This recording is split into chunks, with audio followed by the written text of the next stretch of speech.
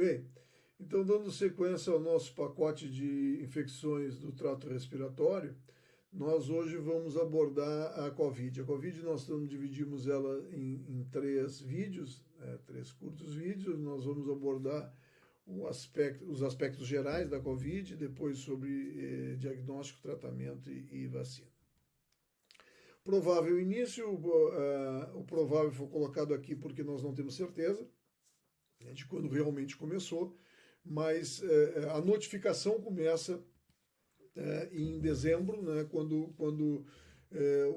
alguns médicos chineses percebem que há uma pneumonia com um agente desconhecido, comunicam isso ao CDC da China, é feita uma investigação preliminar, se percebe tratar-se de um agente viral desconhecido. 1º de janeiro, ao mesmo tempo em que se comunica, a OMS também se fecha o mercado de Huanan. Por que se fecha o mercado de Huanan? O mercado de alimentos, que vende pescados, frutos do mar, animais exóticos, etc., tudo misturado. Se fecha o mercado de Huanan porque uma parte significativa desses pacientes que haviam sido detectados com essa nova doença respiratória haviam estado no mercado ou trabalhavam nesse mercado. Em seguida, a OMS avisa o mundo inteiro, comunica ao mundo inteiro o isolamento de um novo coronavírus, avisa que há um potencial epidêmico. Logo em seguida se faz o sequenciamento do genoma do que viria a ser conhecido como SARS-CoV-2. O primeiro caso detectado fora da China é no Japão, logo em seguida ele chega à Europa, detectado na Alemanha, em seguida detectado na Itália, logo a seguir na Espanha.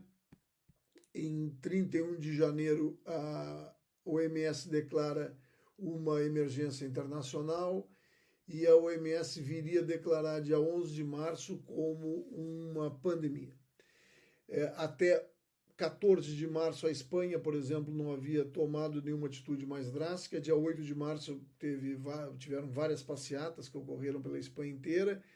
E dia 11 de março, já com o aumento do estresse em cima do sistema de saúde espanhol e com a decretação de tratar-se efetivamente de uma pandemia, começa a se pensar em fazer decretar um estado de emergência, o que dá o poder ao governo a fazer restrições.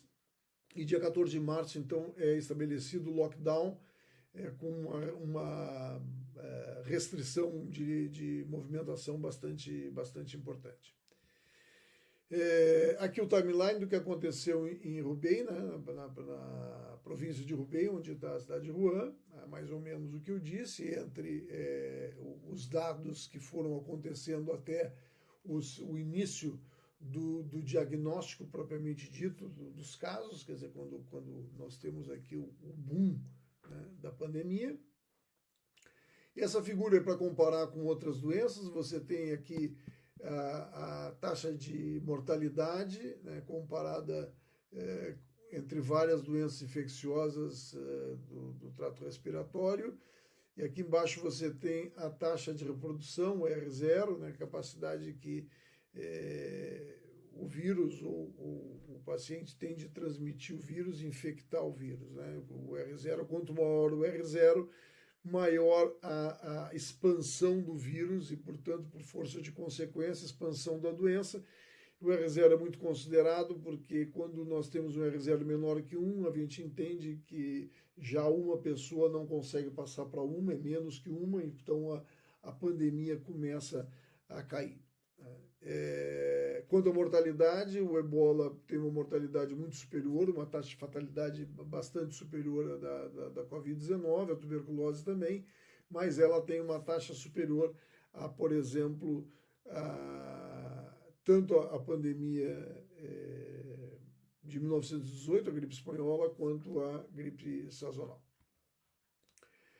Então, quando começa a pandemia, se relata os primeiros casos em Wuhan, cerca de 200 pacientes. Os sintomas mais comuns eram febre e tosse, sintomas bem específicos.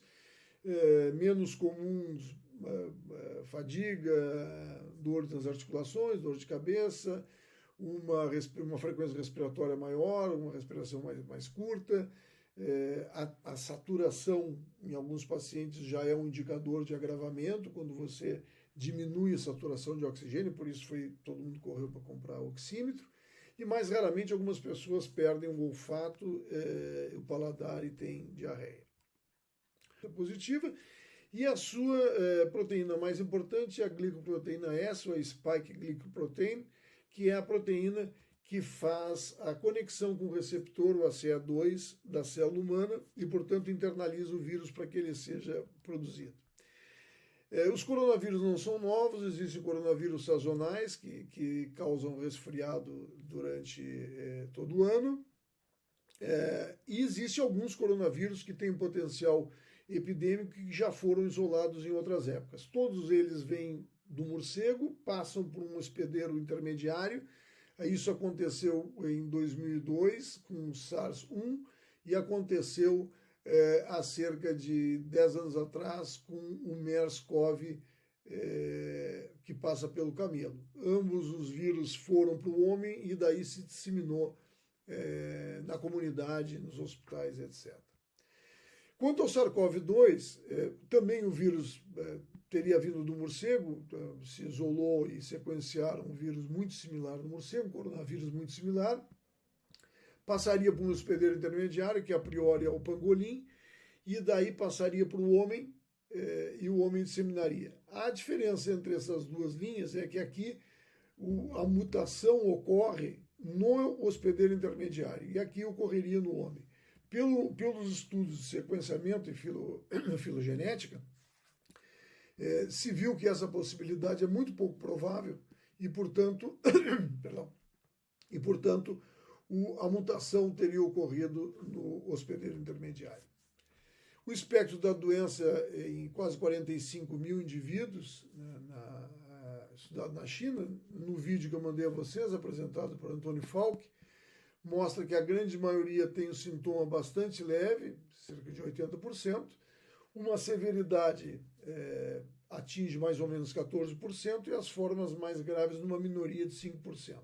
A taxa de fatalidade, a taxa de morte estaria em torno de 2,3%, um pouco superior à da gripe espanhola em 1918 e bastante superior à da gripe sazonal, também causada por coronavírus. Condições que conferem aumento de risco para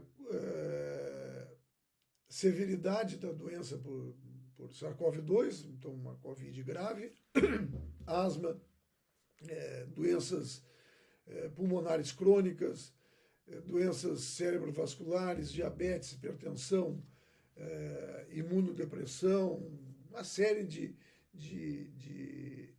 doenças que podem, ou condições que podem favorecer o desenvolvimento de uma forma grave de Covid-19. Que manifestações são essas, de uma forma grave? Então, é um estresse respiratório importante, uma resposta hiperinflamatória, a famosa tempestade de citoquinas, né? É uma resposta inflamatória não controlada, injúria cardíaca, arritmia, cardiomiopatia, injúria renal, desordens neurológicas, hipercoagulação com lesões de tromboembolismo, incluindo embolismo pulmonar, enfim, um quadro bastante grave de manifestações que envolve a Covid-19 na sua forma mais grave.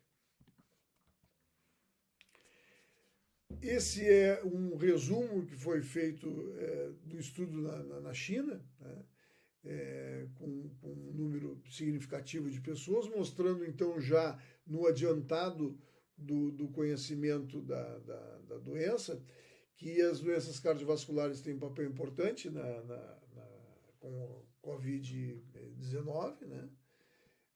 Com as formas graves de Covid-19, diabetes em segundo lugar, isso são comorbidades, né? E câncer, hipertensão, todas elas relacionadas às formas mais graves. A mortalidade está, como eu já disse, em torno de 2,3%. Nós temos 43 milhões de casos confirmados atualmente com 1.160.000 mortes em todo o mundo. Quando nós comparamos entre os países, a taxa de mortalidade é bastante diferente entre países como a Itália, por exemplo, a Espanha, a Irã. A Itália, uma das razões teria sido o despreparo, a sobrecarga no sistema hospitalar e a faixa etária da população. O mesmo teria ocorrido na Espanha, e outros países mais jovens também têm uma taxa de mortalidade superior, como é o caso do Brasil, superior à média mundial. Aqui, comparado a alguns países, como a Coreia do Sul, Espanha, China e Itália, você vê uma outra condição que determina a forma grave, de acordo com os países, mas, em geral, você observa que há uma relação bastante igual de aumento de faixa etária e risco de mortalidade entre os casos de Covid-19. Então, os pacientes mais idosos são sabidamente os mais vulneráveis, também porque tem mais comorbidade, obviamente, né?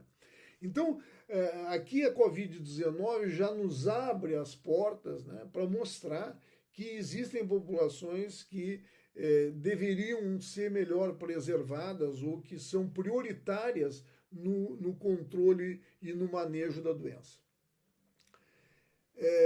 Caso de fatalidade comparada com outras doenças virais, como eu já tinha mostrado antes, o SARS-CoV, que foi lá em 2004, era 10%, o MERS 34%, mas era mais raro, a transmissibilidade do coronavírus do MERS era bem menor, a gripe sazonal é em torno de 0,1% e o ebola uma cifra realmente absurda. A transmissão ocorre fundamentalmente através do espirro e da tosse, mas pode ser transmitida pela fala, pode ser transmitida pelo canto, nós vamos ver um quadro interessante daqui a pouco. E a distância em que percorre uma partícula viral varia, a forma em que você espelha, por exemplo, uma tosse, o vírus ou a partícula viral andaria numa velocidade menor que a do escarro, né? E uma distância de 6 metros seria uma distância mais ou menos segura. Em 2 metros você teria uma relativa segurança, né? Que são as medidas ditas como mais preventivas. Além disso, certamente o uso de máscara, né, que, tanto para quem tem o vírus para não transmitir, como aquele que não tem o vírus para se proteger. Eu não vou entrar aqui na comparação das máscaras, mas sem dúvida nenhuma a E95, a similar dela europeia, a FFP2, tem a maior capacidade de retenção de vírus, né, tanto para fora como para dentro, e portanto são as mais indicadas. A máscara caseira, né, funciona? Funciona. Menos que a E95, menos que a E95. A máscara cirúrgica funciona? Funciona. Menos que a N95, menos que a N95. Mas funciona, retém. Então tem alguns estudos, eu vou colocar para vocês no AVA um estudo específico que faz o comparativo entre as diversas máscaras. O caso do Diamond Princess, um navio de cruzeiro, né? Vocês sabem, se não andaram em cruzeiro, a maioria das pessoas que andam em cruzeiro são pessoas de uma certa idade. Esse navio levava 3.711 passageiros, né, e tripulantes. 621 foram infectados, né, ou sendo sintomáticos ou sintomáticos. A história é bastante educativa. Dia 20 de janeiro, ele parte do porto de Yokohama, né, no Japão. O caso índice embarca, é um senhor de 80 anos de Hong Kong. Dia 25 de janeiro, chega no porto de Hong Kong. O senhor desembarca. O navio parte do porto de Hong Kong, chega no Vietnã, no porto de Chiang Mai, parte do porto de Vietnã, isso já 27 de janeiro. 28 de janeiro ele chega no porto de Cai Lan, no Vietnã, e parte do porto no mesmo dia.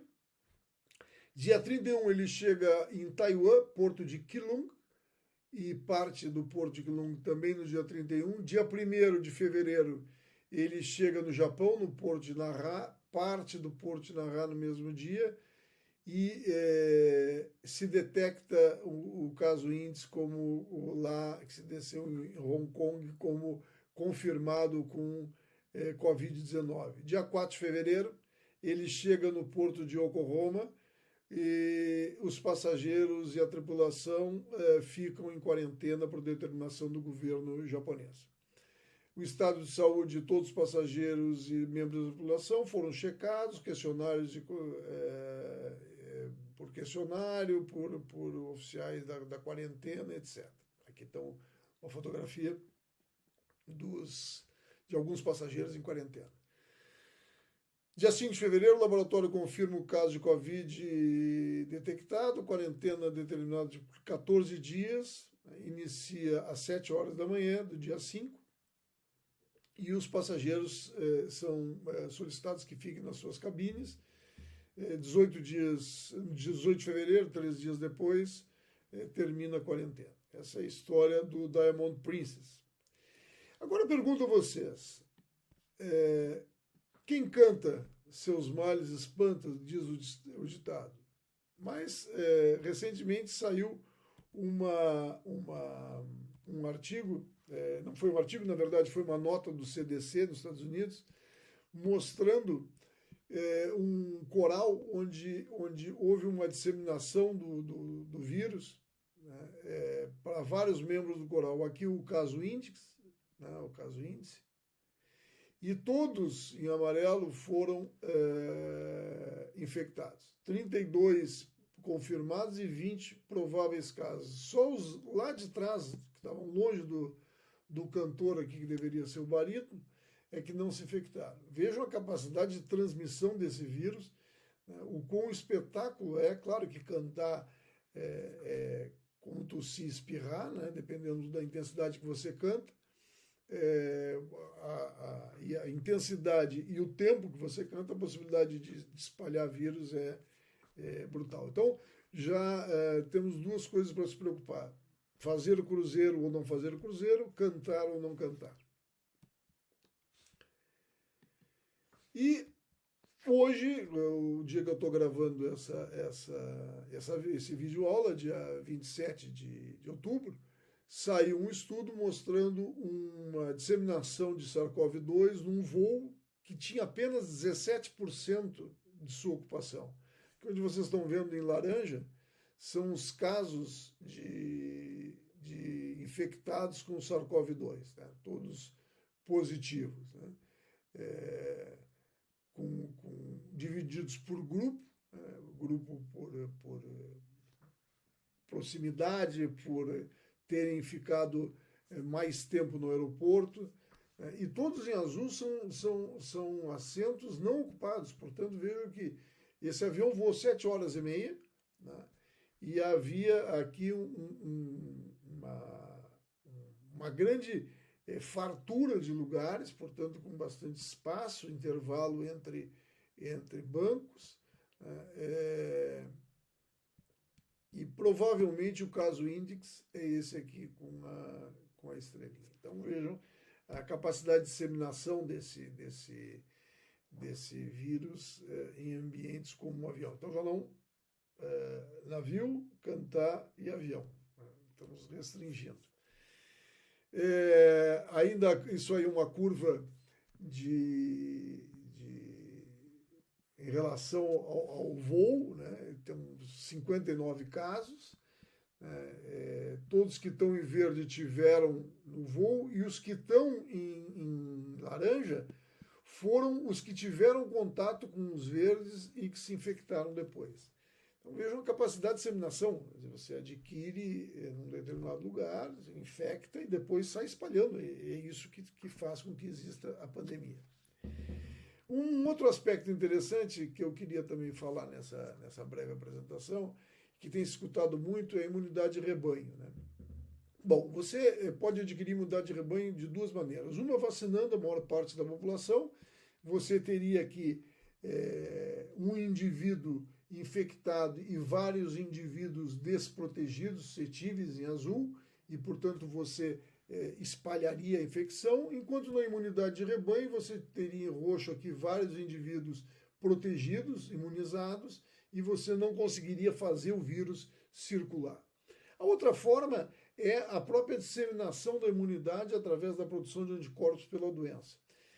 No caso da Covid-19, o primeiro a pensar nisso foi o primeiro-ministro da Inglaterra, o Boris, que logo se deu conta, alertado pelo profissional de saúde, pelos pesquisadores, que haveria uma mortalidade brutal para se atingir essa taxa de mortalidade. Então, matemáticos, informáticos, físicos, médicos, microbiologistas, virologistas, suportam a decisão de que não há possibilidade, sem um dano absurdo, você buscar imunidade de rebanho através da infecção natural. Ou seja, deixa correr, se infecta a massa, e aí nós temos uma imunidade de rebanho e não precisamos da vacina. Isso foi descartado pela Inglaterra, e acho que hoje nenhum país que tenha algum discernimento, nenhuma pessoa que tenha algum discernimento, nenhum governante,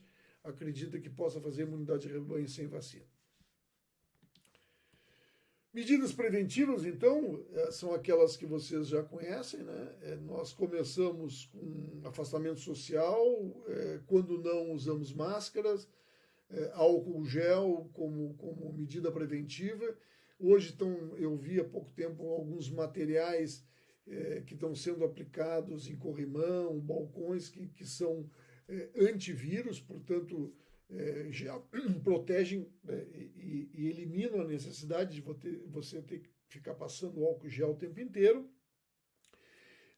Quando essas medidas preventivas de uso de equipamento de proteção individual, uso de álcool gel, higiene de mãos, etc., vai perdendo a sua força, porque não há uma adesão, parte-se para um isolamento mais restritivo, mais radical, até que em alguns lugares tem-se a necessidade absoluta de fazer lockdown, que é quando você realmente para tudo, né? Funciona apenas e tão somente o essencial, que é comida e área de saúde.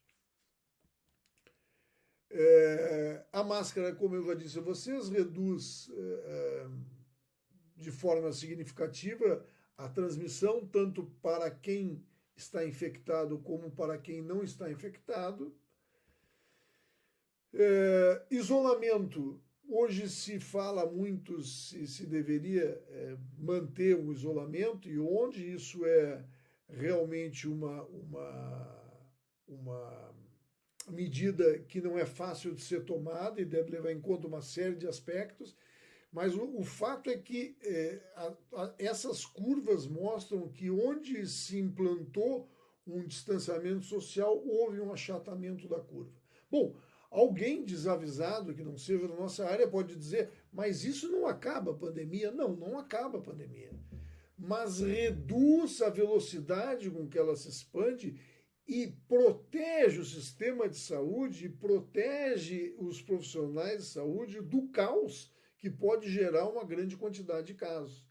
Especialmente em países onde a infraestrutura hospitalar não é das mais adequadas e no mais das vezes, insuficiente para atender a demanda já normal. Então, o achatamento da curva é uma medida preventiva para aumentar a sobrevida, para aumentar a qualidade de atendimento que um paciente poderá ter. Isso não é novo. Aqui nós temos dois exemplos da gripe espanhola, né? Filadélfia, onde não foi aplicado o distanciamento, né, com um pico brutal, e uma curva chata em St. Louis, onde se aplicou o isolamento civil, mantendo o afastamento das pessoas e, portanto, mantendo um correr da curva, um andar da curva mais achatado. Bom, era isso que eu tinha nessa breve introdução sobre a Covid, eram esses dados que eu queria passar. O próximo nós vamos começar a falar então de vacina, tratamento, antes nós vamos falar de diagnóstico. Obrigado, até a próxima.